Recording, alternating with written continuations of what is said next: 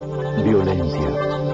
El siguiente programa contiene escenas violentas que pueden ser inapropiadas para algunos espectadores. Se recomienda prudencia. En Washington, D.C., el crimen era epidemia. Las pandillas, combatidas por el tráfico de drogas, dejaban víctimas a su paso. La policía metropolitana estaba sobreexigida, mientras el promedio de homicidios se elevaba a más de 400 víctimas por año. Pero antes de que los oficiales pudieran frenar la ola de violencia, se convirtieron en sus blancos. Un asesino de policías estaba suelto, y las fuerzas del orden acudieron al FBI para detenerlo. Las pruebas se acumulan. Aún no hay sospechosos. Trade Center bombardeado. Una bomber capturado.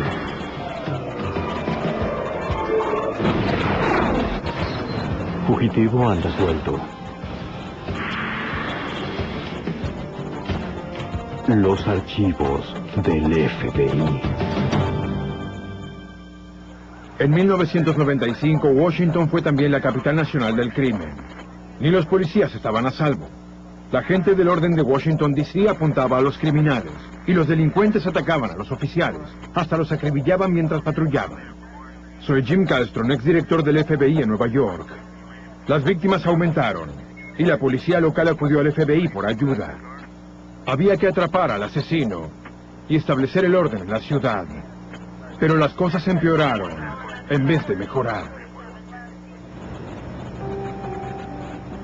El 10 de enero de 1995, en un restaurante de comidas rápidas en el noroeste de Washington, D.C., Van Warren, oficial de la Policía Metropolitana, estaba tomando su descanso para cenar, mientras trabajaba medio tiempo como guardia de seguridad. Algunos comercios habían adoptado la costumbre de contratar a oficiales uniformados fuera de servicio para proteger sus establecimientos. De ese modo todos se sentían más seguros, tanto clientes como empleados. Ninguno de los que estaban dentro del local vio la figura oculta entre las sombras. Dos proyectiles rozaron por detrás del cuello del oficial. Este se asomó en la oscuridad en busca del agresor y luego solicitó ayuda por radio. ¡Hay disparos! El policía no sabía de dónde provenían los disparos, ni si el agresor aún estaba afuera, esperando para atacar otra vez. Los oficiales respondieron al llamado y acudieron al sitio. Pero el agresor no estaba a la vista. Logró huir. Sí, no debe estar lejos. No hubo intento de robo. Aparentemente el único propósito del agresor era asesinar al policía.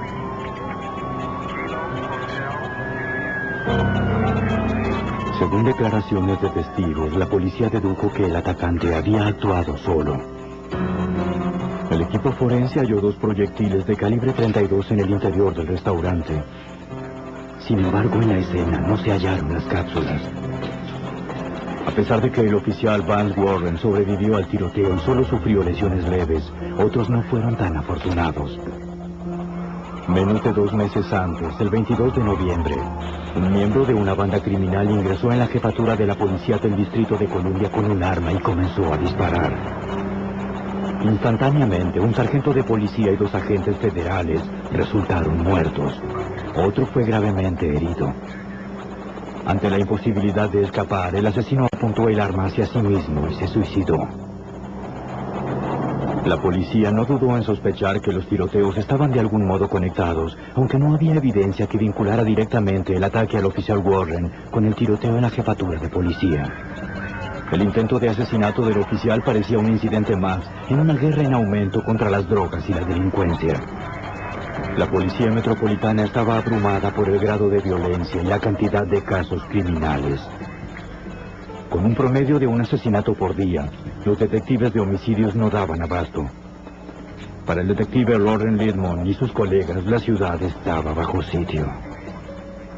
Combatimos la ola de destrucción que se había desatado. Implicó un salto importante de víctimas y se elevó el índice de homicidios. Teníamos una alarmante cantidad de casos criminales y violencia y Alcanzamos la posición más alta en el índice de criminalidad. Y la situación aún empeoraría. El 17 de febrero, a pocas cuadras de la Casa Blanca, el oficial de la Policía Metropolitana, Eric Hayes, estaba en su patrulla. Un taxi se detuvo en doble fila del otro lado de la calle. Mientras el oficial completaba unos formularios, un hombre se aproximó a su patrulla.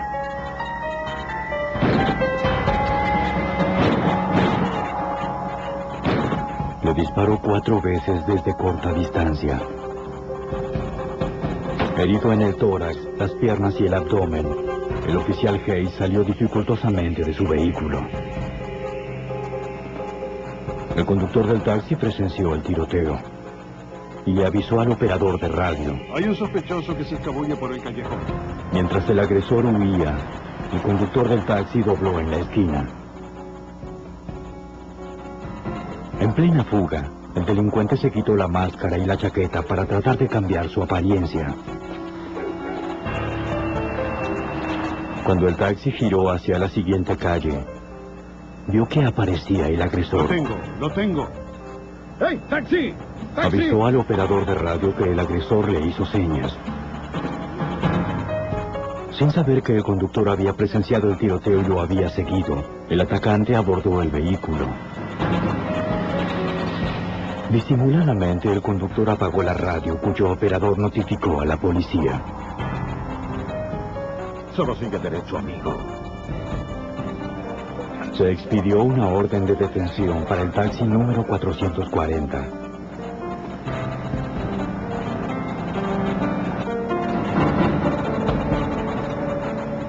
El conductor trató de conservar la calma, con la esperanza de que la policía localizara su vehículo.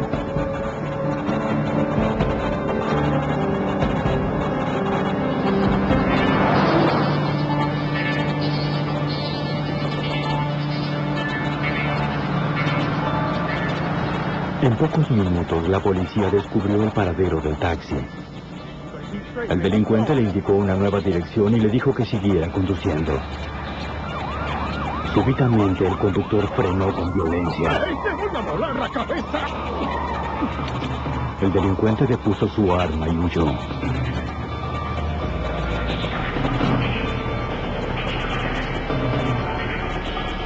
Evadió a los oficiales que lo perseguían.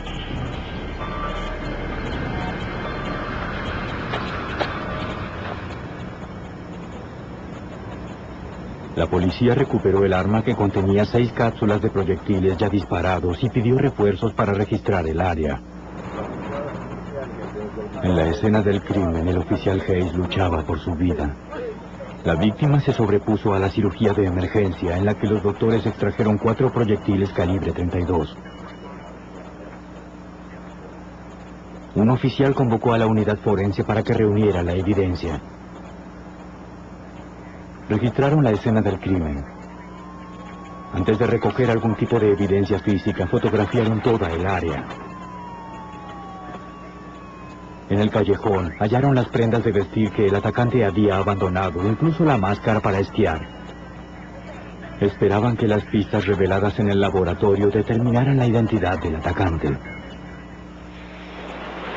Temiendo otro ataque similar, el jefe de policía ordenó a todos los oficiales que patrullaran con un compañero y acudió al FBI por ayuda. El agente especial Jay Abbott fue asignado al caso.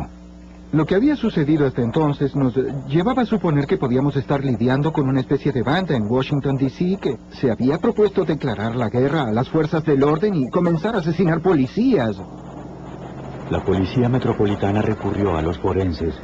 Ellos enviaron la evidencia física recolectada en la escena del crimen al laboratorio del FBI, uno de los más célebres del mundo. Las prendas recuperadas en el último tiroteo fueron enviadas a la unidad de cabellos y fibras. Este departamento se ocupa de 2.500 casos por año en todo el país. El caso de agresión a policías en Washington, D.C. pasó a ser la prioridad.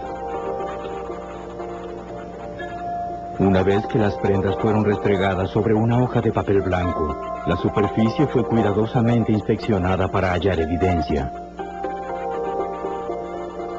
Un experto descubrió un cabello en la máscara de esquí. Cuando surgiera un sospechoso, una muestra de su cabello sería comparada con el hallado en la escena del crimen.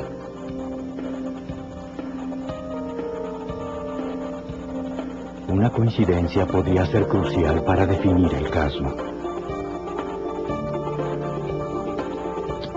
El arma, las cápsulas de percusión y los proyectiles recuperados fueron enviados a la unidad de armas de fuego del FBI. Los agentes tenían que determinar si el revólver calibre 32 abandonado por el sospechoso era la misma arma utilizada para disparar contra el oficial.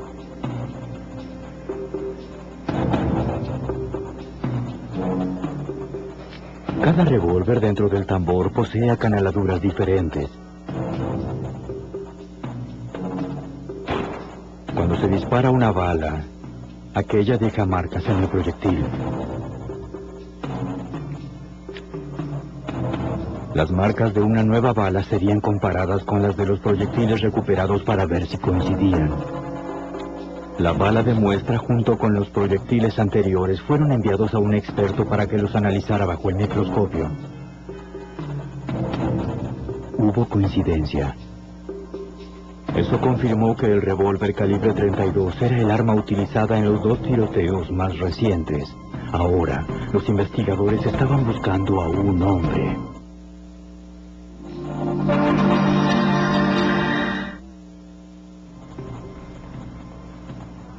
Para hallar al sospechoso, la Policía Metropolitana y el FBI convocaron al único testigo ocular, el conductor del taxi.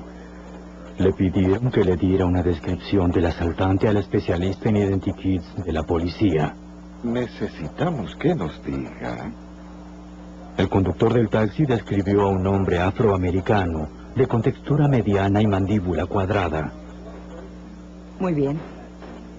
El rasgo más característico que recordó fue que el hombre llevaba aparatos en los dientes. ¿Algo más sobre su boca o dientes? Los investigadores contactaron a odontólogos ortodoncistas de la zona para ver si reconocían al hombre de la imagen como uno de sus pacientes. El identikit también fue difundido en televisión, periódicos y comercios locales. El ofrecimiento de una recompensa impulsó cientos de llamados telefónicos. El agente especial Jerry Bammer contribuyó a estudiar las pistas. Basándonos en las pistas que generamos, los llamados telefónicos que recibimos y registros de dentistas y ortodoncistas consultados, identificamos aproximadamente a 100 individuos que podían ser sospechosos de los ataques a los policías. Los investigadores trabajaron sin descanso para acotar el número de sospechosos. Trabajábamos 7 días a la semana en el caso, ya que implicaba cierta urgencia.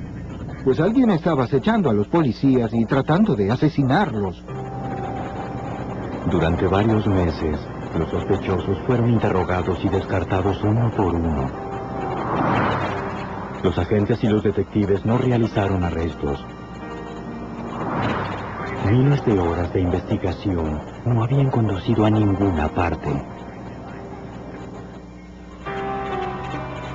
El 26 de abril, el oficial John Novabilsky del condado Prince George en Maryland fue contratado para custodiar una licorería en las cercanías de Landover, un suburbio en el Distrito de Columbia. Un hombre armado y enmascarado se aproximó y le disparó a corta distancia. Fueron 16 proyectiles. El policía no tuvo posibilidad de sobrevivir. Luego el atacante tomó la pistola 9 milímetros del oficial. Desde una calle aledaña, un testigo oyó disparos y pidió ayuda. ¡Auxilio! Pero fue muy tarde. El oficial Novabilsky murió instantáneamente. La policía de Maryland rodeó el área e interrogó a los testigos. No había motivo aparente ni tampoco advertencia. La víctima era un policía. Las características del caso parecían coincidir con los 2 tiroteos de Washington. Había grandes similitudes entre el asesinato del sargento John Novabilsky y las agresiones a 2 oficiales de policía en Washington, D.C. por el hecho de que en ambos casos un individuo se había aproximado hacia un policía que estaba sentado y sin provocación alguna había comenzado a disparar. Transcurrieron 5 meses desde el primer ataque a un oficial. Los agentes no tenían sospechosos y ahora el agresor era buscado por asesinato.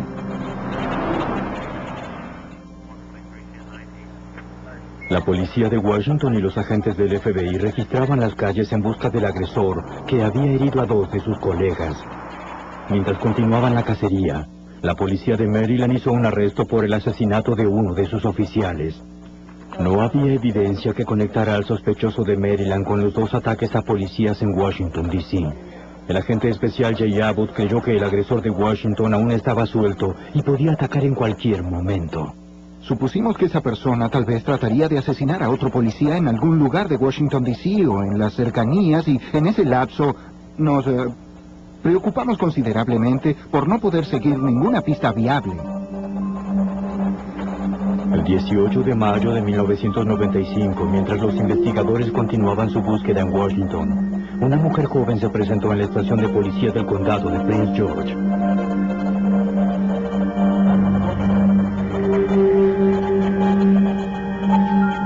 Nadine McRae, golpeada y magullada, le explicó al oficial a cargo que había sido atacada por su novio.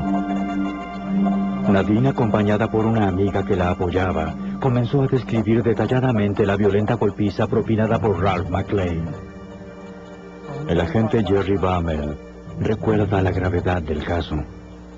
McClane trató de asesinar a McRae la noche del 17, y esa fue la razón por la que ella acudió a la policía al día siguiente.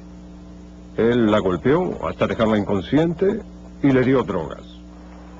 El agente de policía del condado Prince George expidió una orden de arresto en contra de McClane por intento de asesinato. Luego le recomendó a Nadine que se realizara una revisión médica. Cuando estaban por retirarse, la amiga de Nadine le rogó que le contara al oficial la razón por la que McClane la había golpeado hasta casi matarla. Nadine vaciló.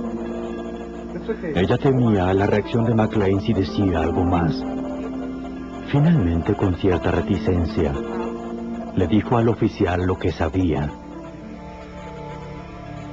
La noche en que la imagen del sospechoso apareció en televisión, 3 meses antes, ella se había sorprendido al ver a McClane quitándose los aparatos de los dientes. Cuando ella lo interrogó, McClane le gritó que se metiera en sus propios asuntos. ¡Vete! Según Nadine, su novio Ralph McClane no solo era responsable de los ataques en Washington, sino que además era el asesino de policías. ¡Vete ya!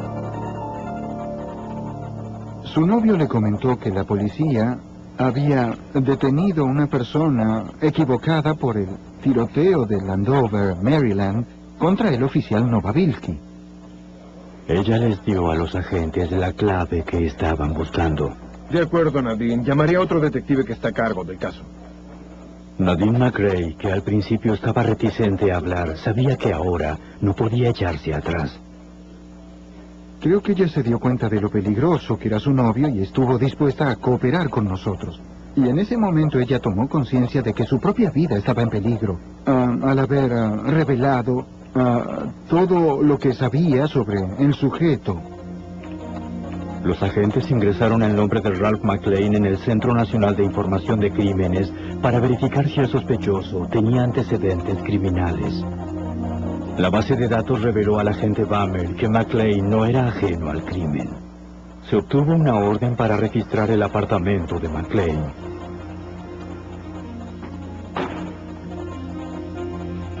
Ingresar en su vivienda fue un momento muy tenso. Porque existía la posibilidad de que él estuviera, y además había una gran tensión por lo que podíamos hallar. McClane no estaba en casa. Los investigadores se dispusieron a comenzar su trabajo. Hallaron revistas de supervivencia, manuales de armas y guías para operaciones terroristas por todas partes. El material detallaba cómo vigilar, realizar movimientos sin ser advertido y tomar a las víctimas por sorpresa.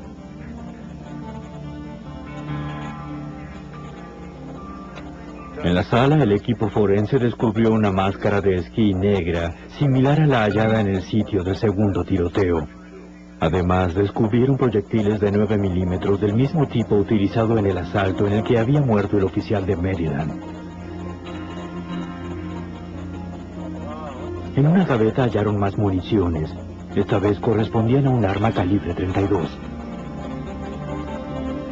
Eso fue muy importante para nosotros. El atacante del sargento Eric Hayes y el oficial Vance Warren había utilizado un revólver calibre 32 durante el tiroteo. También hallaron un arma manual Mac 11. Además, en la casa descubrieron cientos de panfletos contra la policía. Buscaron cabellos para compararlos con los hallados previamente.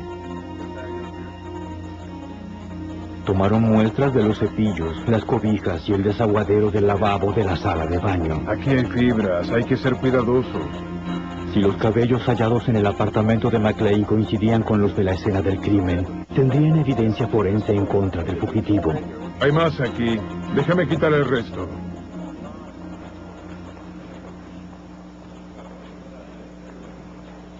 Con una fotografía del sospechoso en su poder, convocaron al conductor del taxi. Le mostraron fotografías para ver si podía identificar a McLean como el asesino del oficial Hayes. El detective de la Policía Metropolitana, Loren Ledmond, estuvo presente. El conductor del taxi nos dijo que si alguna vez veía una fotografía del sujeto podría reconocerlo. Uno suele oír eso, pero él lo dijo con gran convicción. Le mostraron las fotografías una a una. El testigo las estudió cuidadosamente. Acto seguido, cuando le mostraron la cuarta fotografía, su mente revivió el horrendo incidente. Estaba contemplando el rostro de Ralph McLean. Me apuntó. Le hablaba a la fotografía como si Ralph McLean estuviera allí, y en verdad le estaba hablando a la fotografía. Fue la mejor identificación que vi, es decir, él le gritó al hombre de la foto. Ahora eran dos los testigos que identificaron a Ralph McLean como el asesino de policías. La ciencia sería el tercer testigo. En los laboratorios del FBI, los expertos compararon las muestras de cabello tomadas del apartamento de McLean con las de las prendas de vestir abandonadas en la escena del crimen contra el oficial Hayes. Era la pieza decisiva que necesitaban para asegurar una orden de arresto contra Ralph McLean. Para entonces nos equipaba una evidencia muy sólida. Teníamos a la novia con su identificación. Teníamos las muestras de cabello, redactamos un acta para que la firmara un juez y salimos a buscarlo en medio de la noche obteniendo la orden de arresto. Pero primero debían hallar a McLean. Registraron todos los sitios que frecuentaba. El asesino de policías aparentemente había abandonado el área y no tenían idea de su paradero.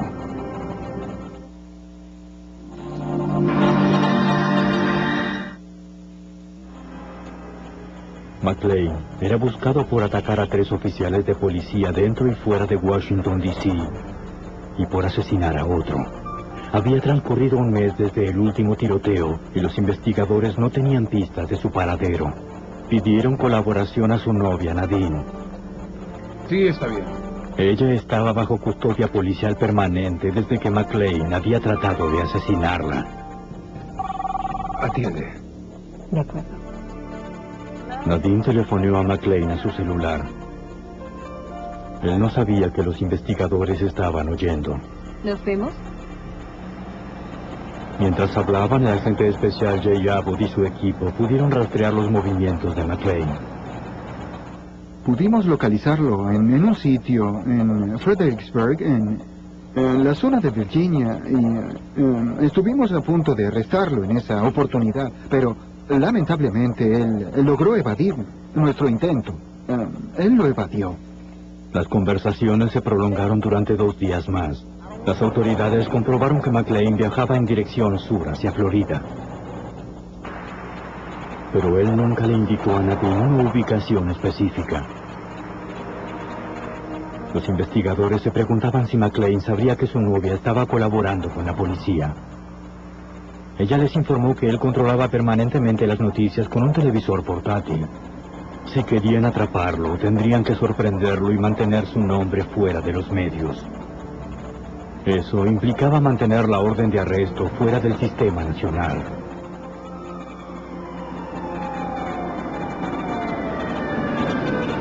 En Carolina del Sur, esta decisión resultó contraproducente cuando una patrulla detuvo al fugitivo por realizar una maniobra indebida.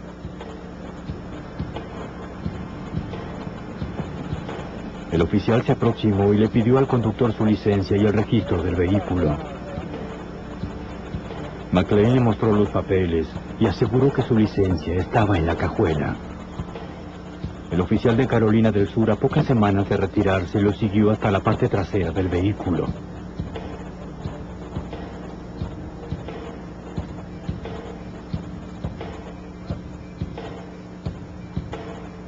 McLean registró sus pertenencias y extrajo su licencia. El oficial le dijo que regresara al vehículo mientras verificaba si tenía violaciones de multas previas. Bien, cumple con lo dispuesto, por favor.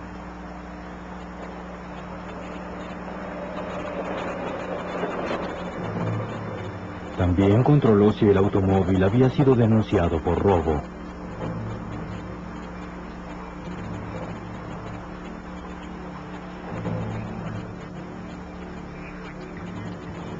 El vehículo estaba legalmente registrado a nombre de Ralph McLean. Seguidamente, el oficial le entregó un recibo y le señaló la dirección de la oficina de la magistratura de la ciudad para que McLean pagara la multa. El policía salió ileso del incidente, pero las autoridades perdieron una oportunidad de capturar al asesino de policías. De regreso en Washington, el detective Loren Ledmond buscaba una manera para atraerlo nuevamente hacia esa región. Era alguien mentalmente inestable y estaba suelto, atacando con violencia a los policías. Estábamos a su merced. Él provocaba los ataques y la clave era que necesitábamos acorralarlo, donde pudiéramos rodearlo. Una vez más, los investigadores dependían de la ayuda de Nadine. Hola. Le pidieron que le prometiera a McLean una reconciliación si regresaba. ¿Quieres que nos veamos? McLean dijo que le interesaba la propuesta, pero a pesar de ello no fijó un sitio ni horario de encuentro. Los investigadores temían estar perdiendo el elemento sorpresa. Oh, bien. Era buscar una aguja en un pajar. Pero las cosas se empeoraron, los medios se enteraron, dieron entonces a conocer su nombre, su fotografía y demás, lo que nos llevó realmente a otro retroceso. Albergaban la esperanza de que McLean no hubiera visto las noticias. Durante ese fin de semana, McLean telefonó a Nadine. Estaba dispuesto a encontrarse con ella. De acuerdo. Asesorada por el FBI, Nadine sugirió encontrarse en un gran centro comercial en Virginia del Norte, un lugar donde los agentes podían vigilar sin ser advertidos. Bien, lo que haré es llamarte cuando llegue al centro. McLean estuvo de acuerdo con el sitio del encuentro. Bien, hasta luego. La información fue transmitida a los agentes en Washington. El agente especial Al Buckley, a cargo de la operación de arresto, fue informado. Él telefoneó al equipo de SWAT del FBI que había estado a la expectativa durante varios días. Cuando me informaron que el señor McLean iba de regreso a Virginia o Washington, D.C., supe que lo estaba haciendo por dos razones. Quizá asesinar a Nadine y tal vez ejecutar a otro oficial de policía. Los agentes y los oficiales llegaron al centro comercial ubicado en Tyson's Corner, Virginia. Su primera tarea fue trazar un perímetro.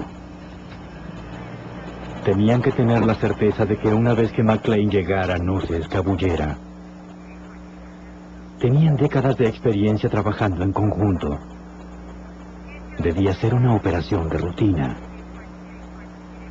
estuvo involucrado en varias situaciones de arresto en las que se hicieron reuniones previas y muchas veces se hacen bromas para aliviar la tensión, pero debo decir que esa noche era diferente. Todo estaba tranquilo, y tal vez esa fue la primera vez de mi carrera en el FBI en la que sentí que podía cortar el aire con un cuchillo. El equipo ultimó los detalles de la operación y aguardó la llegada de McClane. En la estación de policía del condado de Prince George, donde Nadine establecía contacto con McClane, el operador de radio transmitía la información a los agentes apostados en el sitio de acción. De acuerdo, tenemos cubierto el área. Le avisaré a Charlie. Está bien, entendido. El agente Buckley recibió la llamada. McClane había cambiado el lugar de la cita. El fugitivo quería encontrarse con ella en Maryland, a unos 40 kilómetros de donde estaba apostado el equipo de SWAT. El repentino cambio de planes fue perturbador. La llamada sugería que McClane tal vez estaba al tanto de que le tendrían preparada una trampa. El agente especial Jay Abbott estaba muy preocupado. En ese momento supusimos que él intuía lo que sucedía. Y esas sospechas añadían un mayor sentido de urgencia al caso. No estábamos seguros de si, en realidad, definitivamente se presentaría en uno de los sitios acordados o imaginaría una trampa. A medida que se acercaban al área, los agentes apagaron las sirenas y comenzaron a controlar la información radial. Un policía operador de radio brindaba los últimos reportes a los agentes en acción. Así los mantenía al tanto de los planes de McClane, según sus conversaciones con Nadine. 1051 al 600 de Jefferson. Los agentes estaban a merced de los antojos del fugitivo. Vamos a hacerlo. Estamos sin camino. Tras modificar varias veces el sitio del encuentro, el equipo recibió el dato de que McClane eligió una gasolinera al otro lado de la plaza Virtual. Los agentes se distribuyeron para trazar un perímetro en el lugar. Esperaban contar con tiempo como para resguardar el área. Una vez allí, esperarían a que McClane se presentara o telefoneara a Nadine. El detective Ledmond se ubicó en el terreno de una escuela frente a la gasolinera. Él creía que McClane se presentaría para ver a Nadine, a pesar de sus sospechas de que se trataba de una trampa. No sabíamos si tuvo la intención de verla. Pensamos que trataba de tenerla a una distancia como para asesinarla. ¿Por qué? Porque ella era la única testigo que sabía de los ataques a los policías. Mientras el equipo seguía organizándose, Nadine permanecía en la estación de policía hablando a McClane a través de su celular. Billy Christian, un veterano con 20 años de servicio, llegó para ocupar el puesto de vigilancia más próximo a la gasolinera.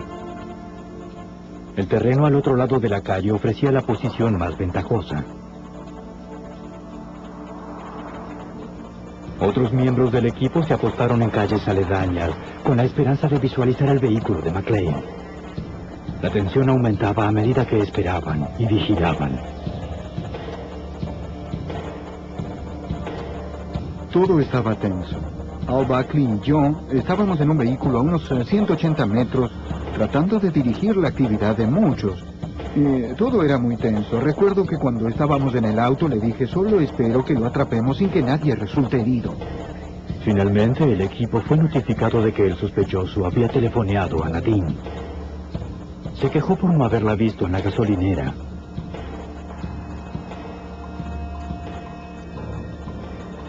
McClane estaba en el área, pero los agentes no podían precisar su ubicación exacta. Los investigadores supusieron que estaba muy cerca. En ese momento él estaba murmurando, lo cual me hizo suponer que había alguien cerca y eso me hizo observar el lugar. ¿Podía estar tan cerca sin saberlo? Oculto tras una pequeña colina, el detective Ledmond observó la gasolinera una vez más. Pero aún no veía a McClane. Hacia la derecha, pudo ver el vehículo de Christian. Desde su posición, Christian también controlaba la zona, pero no había rastros del fugitivo. Mientras los investigadores buscaban a McClane, este estaba observándolos.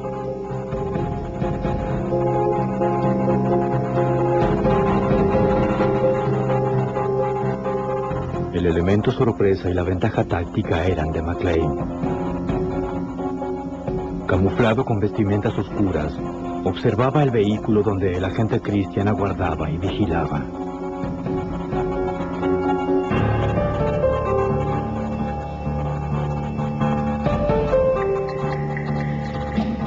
Finalmente avanzó lenta y deliberadamente hacia la posición de Christian. Los agentes sabían que estaba allí afuera, en alguna parte. La ansiedad aumentó desde que los llamados de McClane a Nadine se interrumpieron. El asesino de policía siguió avanzando. Como Christian tenía la vista fija en la gasolinera, McClane lo acechaba.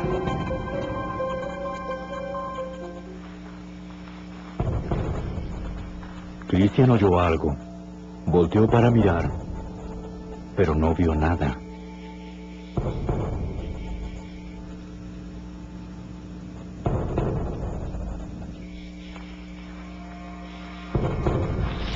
Volvió a oír y miró a su alrededor, pero no había nadie.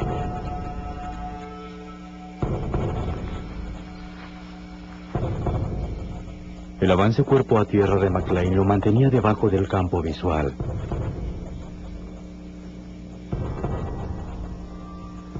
El asesino siguió avanzando hacia su presa, que no sospechaba nada.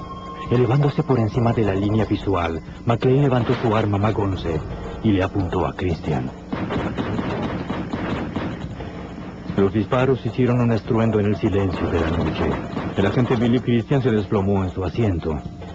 El detective Edmund divisó a McClane escabulléndose en el bosque y pidió refuerzos.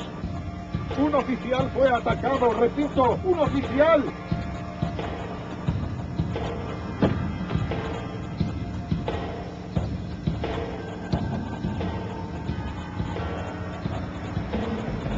El detective sacó del vehículo al agente herido, lo colocó en posición horizontal y realizó un segundo llamado de ayuda.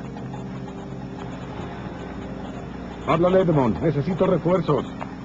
Los agentes Jay Abbott y Al Buckley fueron los primeros en responder. Oímos un comunicado por radio que informaba de los disparos y de un sospechoso que huía.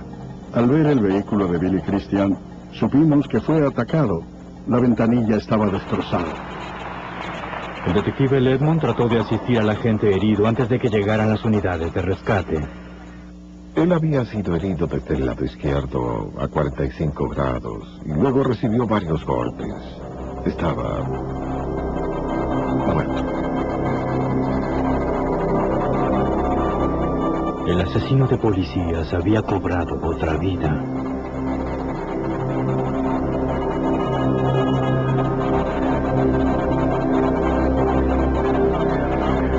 Ese hombre había asesinado a un colega, no solo a un compañero, sino también a un buen amigo. Era un mentor para nosotros, había estado en servicio por mucho tiempo, 20 años de experiencia, fue muy perturbador. Unidades de diferentes jurisdicciones respondieron inmediatamente. Un oficial del condado de Prince George llegó con un perro policía y comenzó a perseguir a McClane en medio de la oscuridad.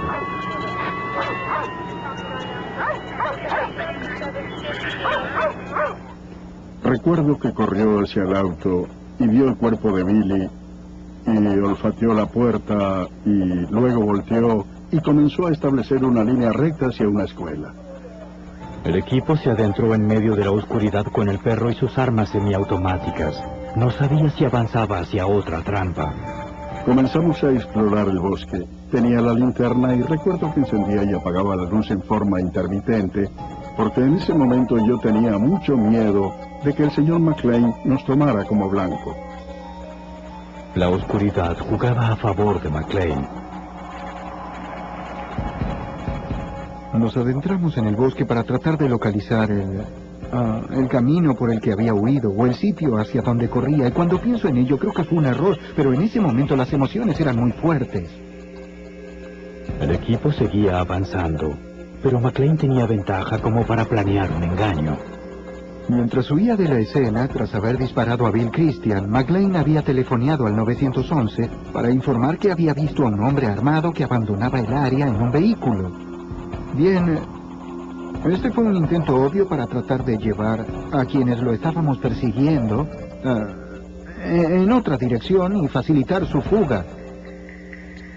Rastreando la llamada, los agentes averiguaron que él aún estaba en la zona, pero no sabían exactamente dónde. Al parecer, el asesino de policías fugitivo había evadido a las autoridades una vez más. Corrió por el estacionamiento de una plaza cercana. El equipo estaba enfurecido por el asesinato sin sentido de Bill y Christian. Se propusieron continuar la búsqueda. Juraron detener al asesino de policías antes de que pudiera atacar nuevamente.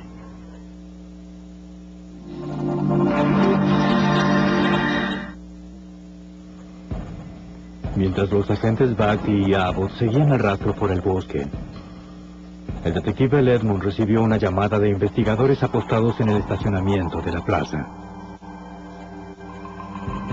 El señor McLean había corrido y se había ocultado detrás de la tienda. Había una gran rampa que conducía a la parte trasera del local donde había 3 camiones. Él se atrincheró detrás de esos vehículos. McLean disparó a los oficiales que lo perseguían. Ellos se cubrieron arrojándose al suelo y devolviendo los disparos. Al salir del bosque, los agentes Abbott y Buckley vieron que sus compañeros eran atacados.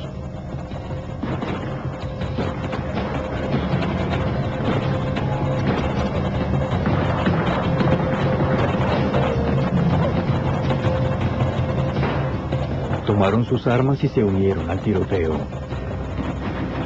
McLean estaba atrincherado y bien armado. Los oficiales eran atacados permanentemente.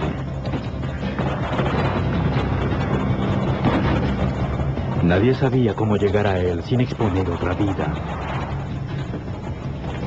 Jerry Bammel, del equipo SWAT del FBI, llegó a la escena. Le apuntó al fugitivo, pero no tenía una línea directa de disparo. Entonces, vio la oportunidad de flanquear a McLean y colocarse a su derecha.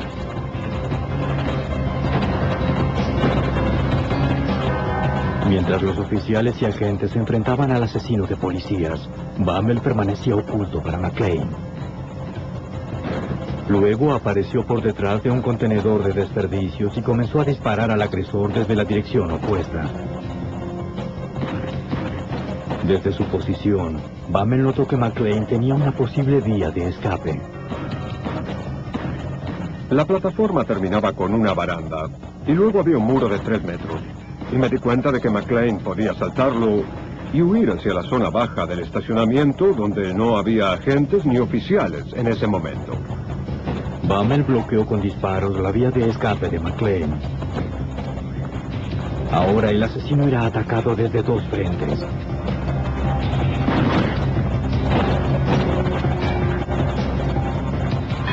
Volteó y disparó hacia el sitio donde estaba apostado Bammel.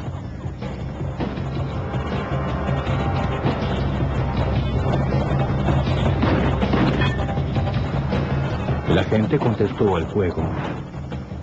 McLean recibió un impacto.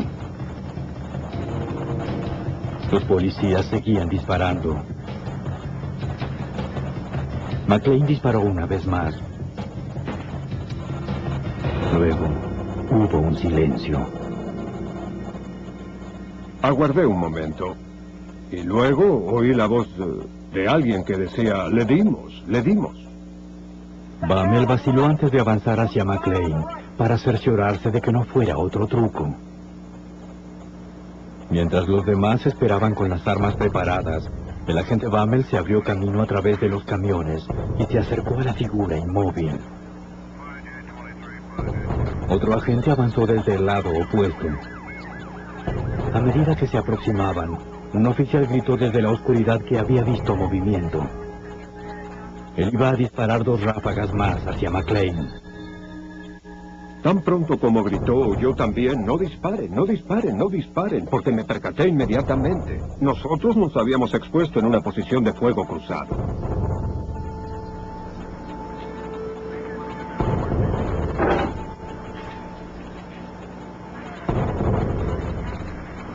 Todo había terminado.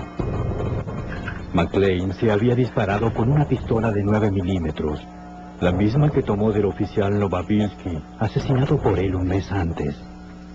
El asesino de policías estaba muerto, pero el precio había sido demasiado alto. En mi opinión, este sujeto tenía un solo objetivo en su mente, que consistía en matar a oficiales de policía. La razón, nunca lo sabremos.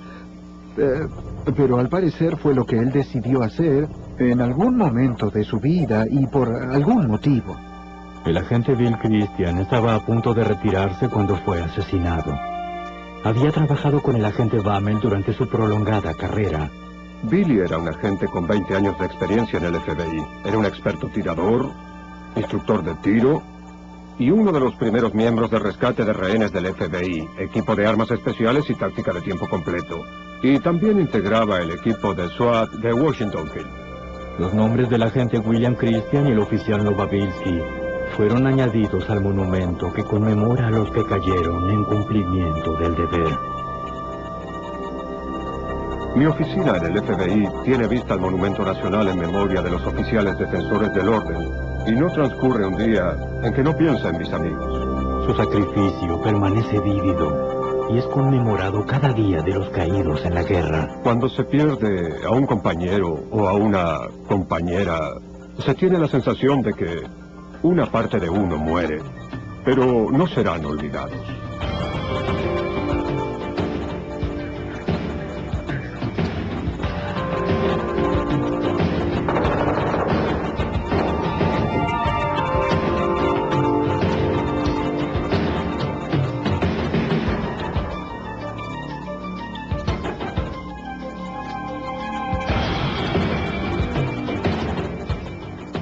Fueron enviados a la unidad de armas de fuego del FBI. Los agentes tenían que determinar si el revólver calibre 32 abandonado por el sospechoso era la misma arma utilizada para disparar contra el oficial.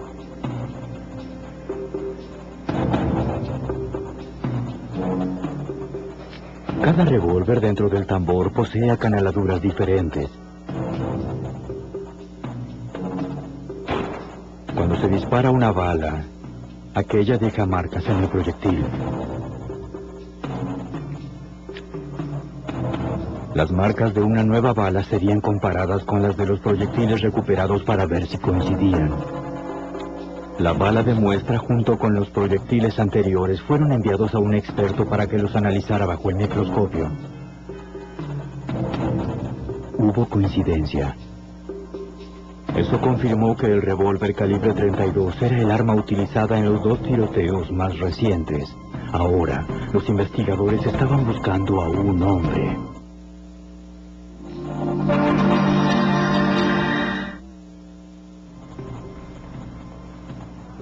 Para hallar al sospechoso, la Policía Metropolitana y el FBI convocaron al único testigo ocular, el conductor del taxi.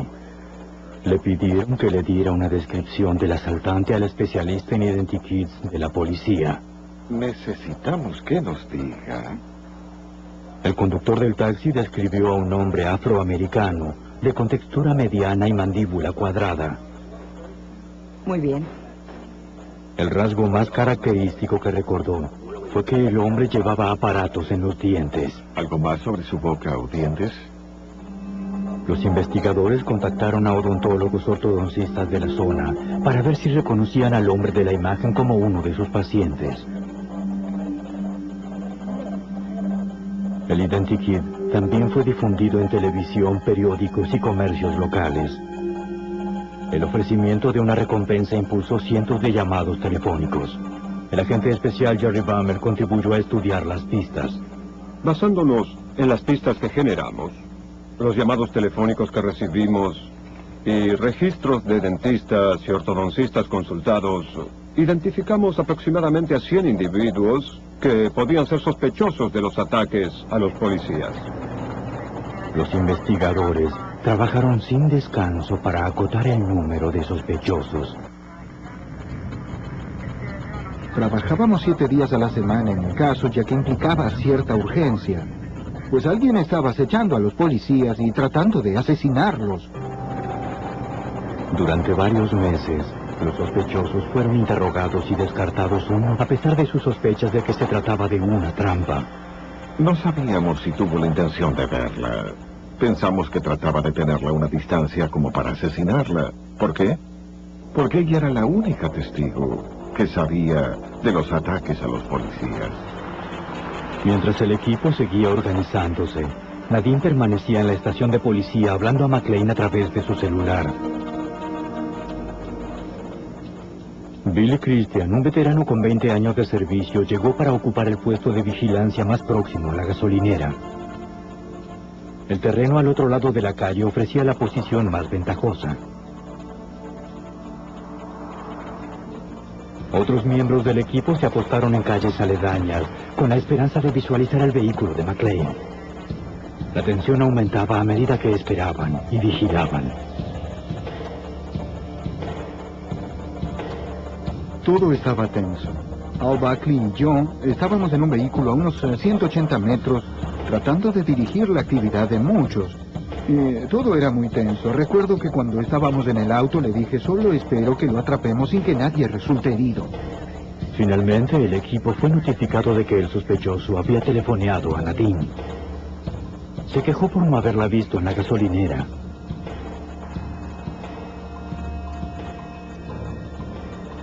McClane estaba en el área, pero los agentes no podían precisar su ubicación exacta. Los investigadores supusieron que estaba muy cerca. En ese momento él estaba murmurando, lo cual me hizo suponer que había alguien cerca y eso me hizo observar el lugar. ¿Podía estar tan cerca sin saberlo? Oculto tras una pequeña colina, el detective Ledmond observó la gasolinera una vez más. Pero aún no veía a McClane. Hacia la derecha, pudo ver el vehículo de Christian. Desde su posición, Christian también controlaba la zona, pero no había rastros del fugitivo. Mientras los investigadores buscaban a McClane, este estaba observándolos.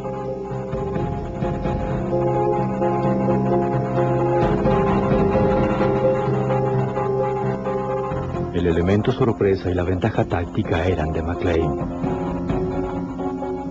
Camuflado con vestimentas oscuras, observaba el vehículo donde el agente Christian aguardaba y vigilaba.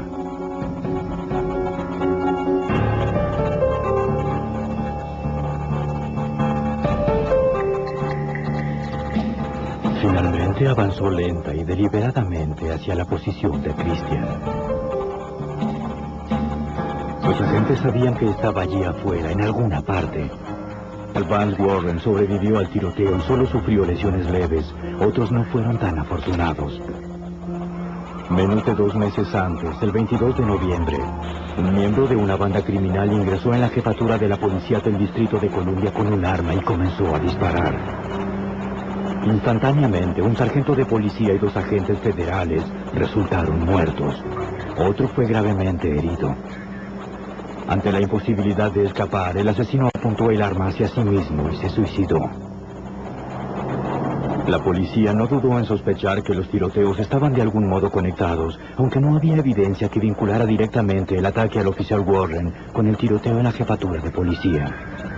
El intento de asesinato del oficial parecía un incidente más en una guerra en aumento contra las drogas y la delincuencia.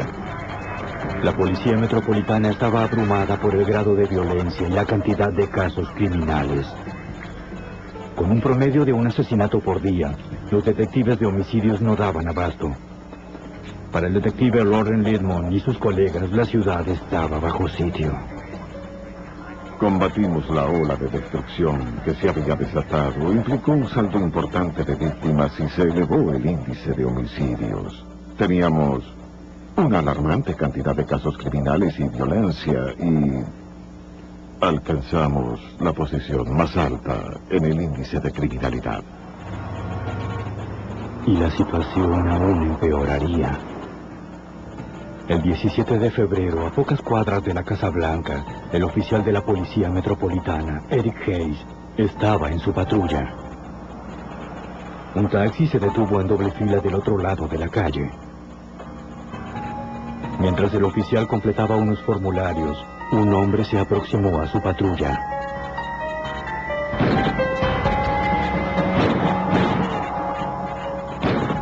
Disparó 4 veces desde corta distancia. Herido en el tórax, las piernas y el abdomen, el oficial Hayes salió dificultosamente de su vehículo. El conductor del taxi presenció el tiroteo y avisó al operador de radio. Hay un sospechoso que se escabulle por el callejón. Mientras el agresor huía, el conductor del taxi dobló en la esquina. En plena fuga, el delincuente se quitó la máscara y la chaqueta para tratar de cambiar su apariencia.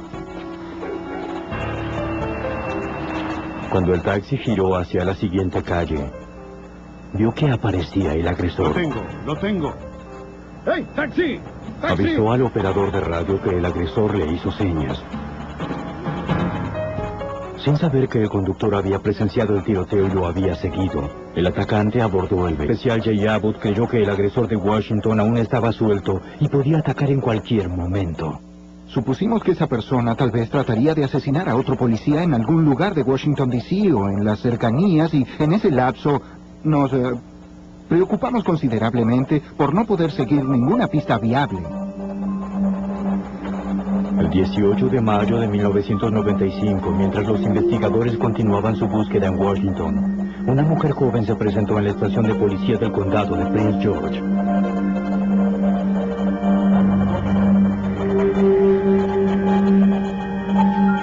Nadine McRae, golpeada y magullada, le explicó al oficial a cargo que había sido atacada por su novio. Nadine, acompañada por una amiga que la apoyaba, comenzó a describir detalladamente la violenta golpiza propinada por Ralph McClane. El agente Jerry Bammel recuerda la gravedad del caso. McClane trató de asesinar a McRae la noche del 17, y esa fue la razón por la que ella acudió a la policía al día siguiente. Él la golpeó hasta dejarla inconsciente y le dio drogas. El agente de policía del condado Prince George expidió una orden de arresto en contra de McClane por intento de asesinato. Luego le recomendó a Nadine que se realizara una revisión médica. Cuando estaban por retirarse, la amiga de Nadine le rogó que le contara al oficial la razón por la que McClane la había golpeado hasta casi matarla. Nadine vaciló. Ella temía la reacción de McClane si decía algo más. Finalmente, con cierta reticencia, le dijo al oficial lo que sabía. La noche en que la imagen del sospechoso apareció en televisión 3 meses antes, ella se había sorprendido al ver a McClane quitándose los aparatos de los dientes. Cuando ella lo interrogó, McClane le gritó que se metiera en sus propios asuntos. ¡Vete! Según Nadine, su novio Ralph McClane no solo era responsable de los ataques en Washington, sino que además era el asesino de policías. ¡Vete ya! Su novio le comentó que la policía había detenido a una persona equivocada por el tiroteo de Landover, Maryland, contra el oficial Novavilsky. Ella les dio a los agentes la clave que estaban buscando. De acuerdo, Nadine. Llamaré a otro detective que está a cargo del caso. Nadine McRae, que al principio estaba reticente a hablar, sabía que ahora no podía echarse atrás. Creo que ella se dio cuenta de lo peligroso que era su novio y estuvo dispuesta a cooperar con nosotros. Y en ese momento ella tomó conciencia de que su propia vida estaba en peligro, al haber revelado... del condado de Prince George.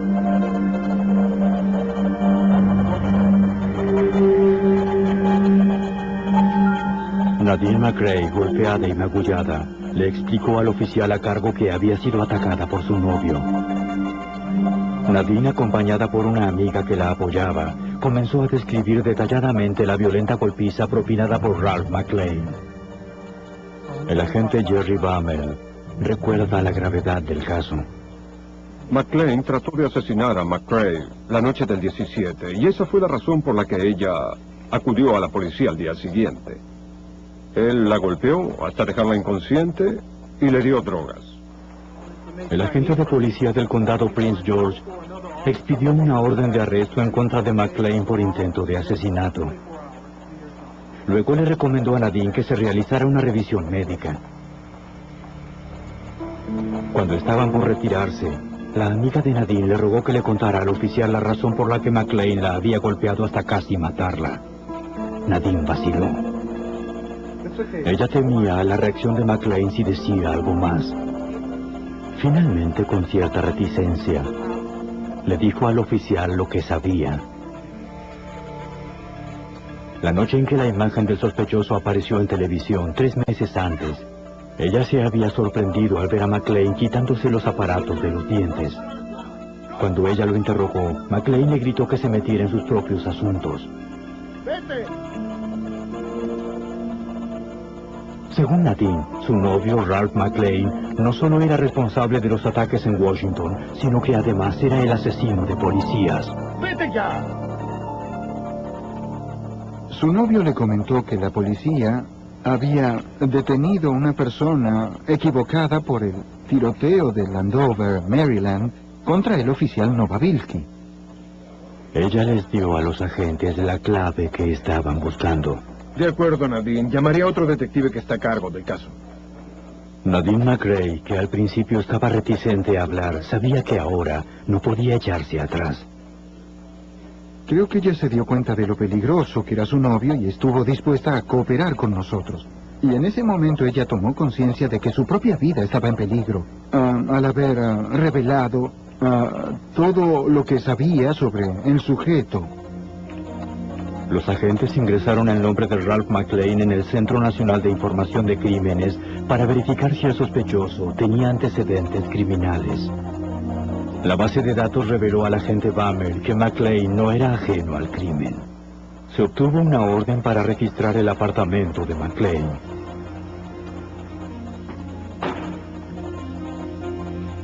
Ingresar.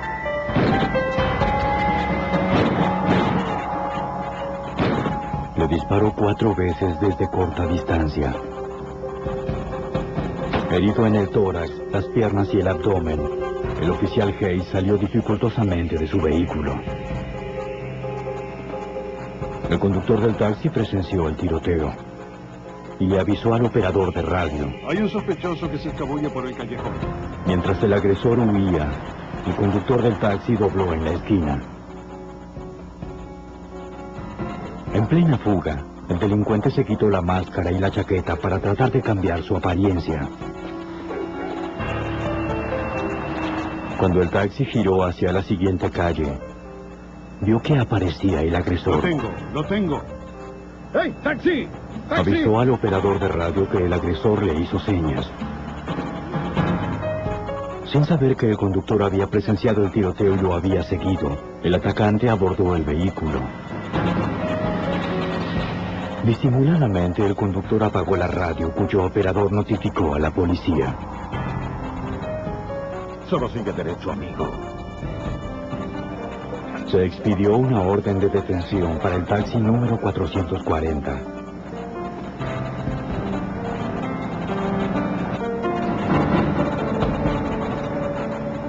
El conductor trató de conservar la calma, con la esperanza de que la policía localizara su vehículo.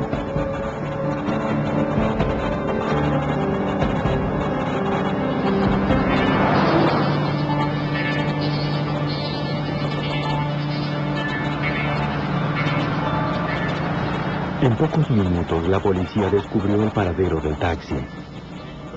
El delincuente le indicó una nueva dirección y le dijo que siguiera conduciendo. Súbitamente, el conductor frenó con violencia. El delincuente depuso su arma y huyó.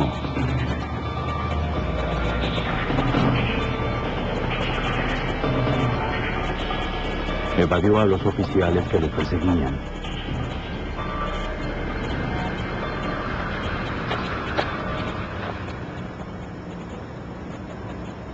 La policía recuperó el arma que contenía 6 cápsulas de proyectiles ya disparados y pidió refuerzos para registrar el área. En la escena del crimen, el oficial Hayes luchaba por su vida. La víctima se sobrepuso a la cirugía de emergencia, en la que los doctores extrajeron 4 proyectiles calibre 32. Un oficial convocó a la unidad forense para que reuniera la evidencia. Registraron la escena del crimen. Antes de recoger algún tipo de permanecía en la estación de policía hablando a McClane a través de su celular. Billy Christian, un veterano con 20 años de servicio, llegó para ocupar el puesto de vigilancia más próximo a la gasolinera. El terreno al otro lado de la calle ofrecía la posición más ventajosa. Otros miembros del equipo se apostaron en calles aledañas, con la esperanza de visualizar el vehículo de McClane. La tensión aumentaba a medida que esperaban y vigilaban. Todo estaba tenso. Al Buckley y yo estábamos en un vehículo a unos 180 metros, tratando de dirigir la actividad de muchos. Todo era muy tenso. Recuerdo que cuando estábamos en el auto le dije, solo espero que lo atrapemos sin que nadie resulte herido. Finalmente, el equipo fue notificado de que el sospechoso había telefoneado a Nadine. Se quejó por no haberla visto en la gasolinera.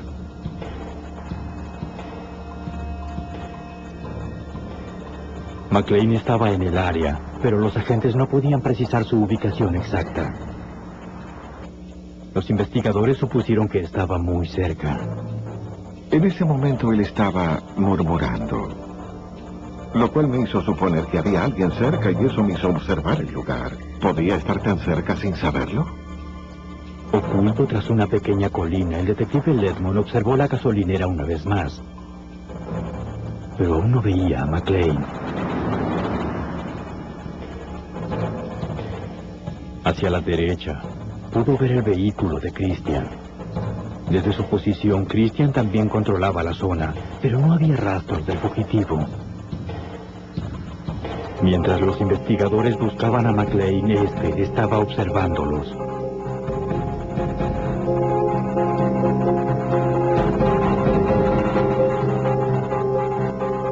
El elemento sorpresa y la ventaja táctica eran de McClane. Camuflado con vestimentas oscuras, observaba el vehículo donde el agente Christian aguardaba y vigilaba.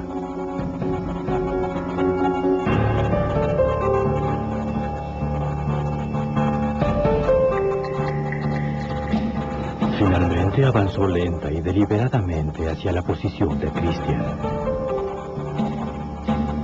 Los agentes sabían que estaba allí afuera, en alguna parte. La ansiedad aumentó desde que los llamados de McClane a Nadine se interrumpieron.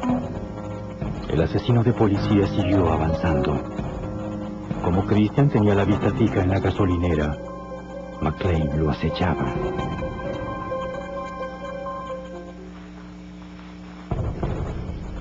Es decir, él le gritó al hombre de la foto.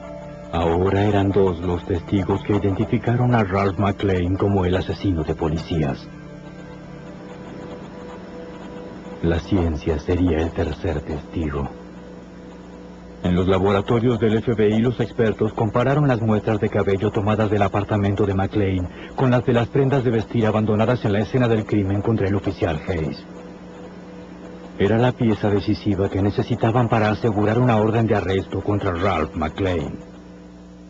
Para entonces nos equipaba una evidencia muy sólida. Teníamos a la novia con su identificación. Teníamos las muestras de cabello, redactamos un acta para que la firmara un juez y salimos a buscarlo en medio de la noche obteniendo la orden de arresto. Pero primero debían hallar a McClane. Registraron todos los sitios que frecuentaba. El asesino de policías aparentemente había abandonado el área y no tenían idea de su paradero.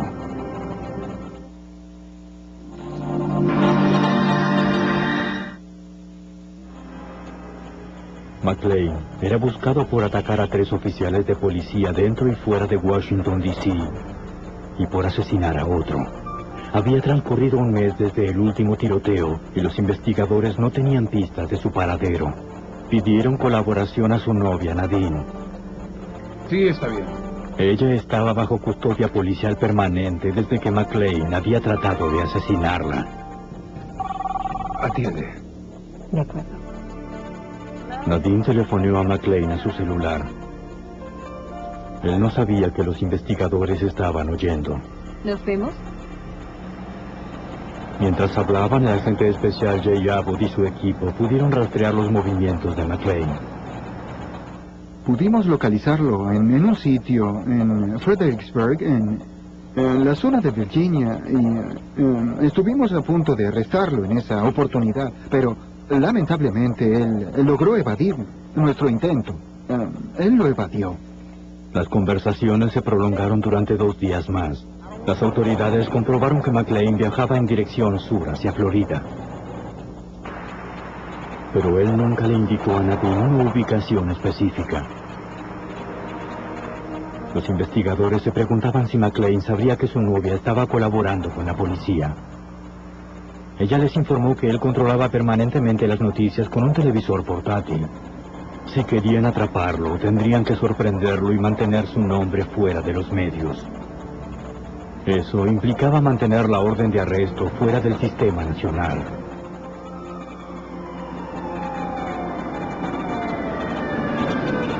En Carolina del Sur, esta decisión... Temiendo otro ataque similar, el jefe de policía ordenó a todos los oficiales que patrullaran con un compañero y acudió al FBI por ayuda.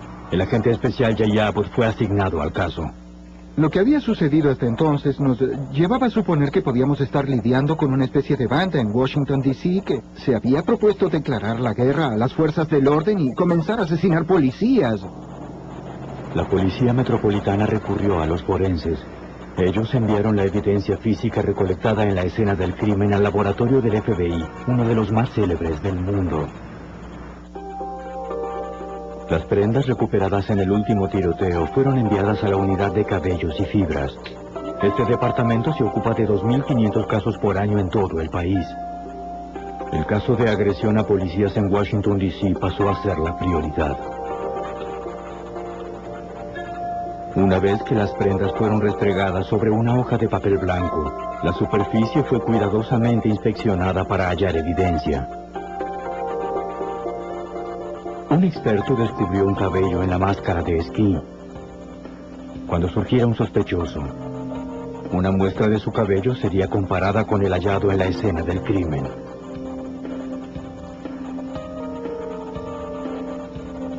Una coincidencia podría ser crucial para definir el caso. El arma, las cápsulas de percusión y los proyectiles recuperados fueron enviados a la unidad de armas de fuego del FBI. Los agentes tenían que determinar si el revólver calibre 32 abandonado por el sospechoso era la misma arma utilizada para disparar contra el oficial.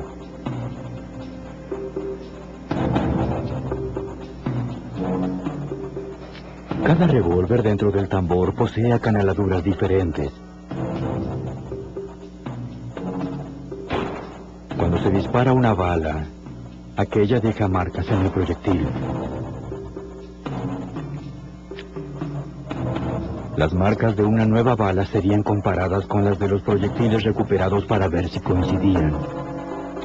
La bala de muestra junto con los proyectiles anteriores fueron enviados a un experto para que los analizara bajo el microscopio. Hubo coincidencia. Eso confirmó que el revólver calibre 32 era el arma utilizada en los 2 tiroteos más recientes. Ahora, los investigadores estaban buscando a un hombre.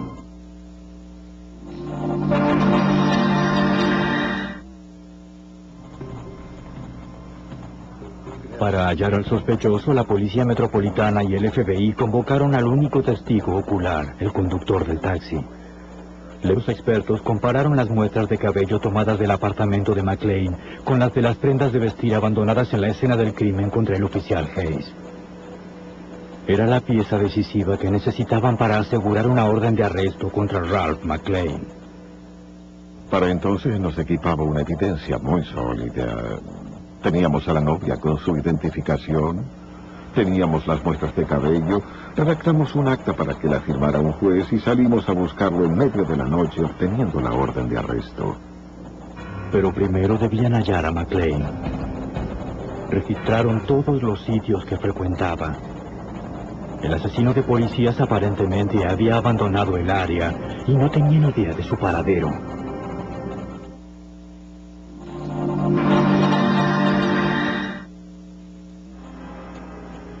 McClane era buscado por atacar a 3 oficiales de policía dentro y fuera de Washington, D.C. y por asesinar a otro. Había transcurrido un mes desde el último tiroteo y los investigadores no tenían pistas de su paradero. Pidieron colaboración a su novia, Nadine. Sí, está bien. Ella estaba bajo custodia policial permanente desde que McClane había tratado de asesinarla. Atiende. De acuerdo. Nadine telefoneó a McClane a su celular. Él no sabía que los investigadores estaban oyendo. ¿Nos vemos? Mientras hablaban, el agente especial Jay Abbott y su equipo pudieron rastrear los movimientos de McClane. Pudimos localizarlo en un sitio en Fredericksburg, en la zona de Virginia, y estuvimos a punto de arrestarlo en esa oportunidad, pero lamentablemente él logró evadir nuestro intento. Él lo evadió. Las conversaciones se prolongaron durante 2 días más. Las autoridades comprobaron que McClane viajaba en dirección sur hacia Florida. Pero él nunca le indicó a Nadine una ubicación específica. Los investigadores se preguntaban si McClane sabría que su novia estaba colaborando con la policía. Ella les informó que él controlaba permanentemente las noticias con un televisor portátil. Si querían atraparlo, tendrían que sorprenderlo y mantener su nombre fuera de los medios. Eso implicaba mantener la orden de arresto fuera del sistema nacional.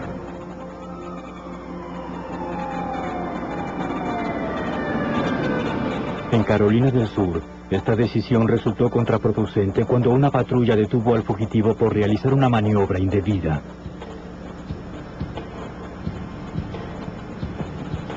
El oficial se aproximó y le pidió al conductor su licencia y el registro del vehículo. Con violencia a los policías. Estábamos a su merced. Él provocaba los ataques y la clave era que necesitábamos acorralarlo, donde pudiéramos rodearlo. Una vez más, los investigadores dependían de la ayuda de Nadine. Hola. Le pidieron que le prometiera a McClane una reconciliación si regresaba. ¿Quieres que nos veamos? McClane dijo que le interesaba la propuesta, pero a pesar de ello no fijó un sitio ni horario de encuentro. Los investigadores temían estar perdiendo el elemento sorpresa. Oh, bien. Era buscar una aguja en un pajar. Pero las cosas se empeoraron, los medios se enteraron, dieron entonces a conocer su nombre, su fotografía y demás, lo que nos llevó realmente a otro retroceso. Albergaban la esperanza de que McClane no hubiera visto las noticias. Durante ese fin de semana, McClane telefoneó a Nadine. Estaba dispuesto a encontrarse con ella. De acuerdo. Asesorada por el FBI, Nadine sugirió encontrarse en un gran centro comercial en Virginia del Norte, un lugar donde los agentes podían vigilar sin ser advertidos. Bien, lo que haré es llamarte cuando llegue al centro. McClane estuvo de acuerdo con el sitio del encuentro. Bien, hasta luego. La información fue transmitida a los agentes en Washington. El agente especial Al Buckley, a cargo de la operación de arresto, fue informado. Él telefoneó al equipo de SWAT del FBI que había estado a la expectativa durante varios días. Cuando me informaron que el señor McClane iba de regreso a Virginia o Washington, D.C., supe que lo estaba haciendo por 2 razones. Quizá asesinar a Nadine y tal vez ejecutar a otro oficial de policía. Los agentes y los oficiales llegaron al centro comercial ubicado en Tyson's Corner, Virginia. Su primera tarea fue trazar un perímetro. Tenían que tener la certeza de que una vez que McClane llegara no se escabullera. Tenían décadas de experiencia trabajando en conjunto. Debía ser una operación de rutina. Estuve involucrado en varias situaciones de arresto en las que se hicieron reuniones previas y muchas veces se hacen bromas para aliviar la tensión. Pero debo decir que esa noche era diferente. Todo estaba tranquilo. Y tal vez esa fue la primera vez de mi carrera en el FBI en la que sentí que podía cortar el aire con un cuchillo. El equipo ultimó los detalles de la operación y aguardó la llegada de McClane. En la estación de policía del condado de Prince George, donde Nadine establecía contacto con McClane, el operador de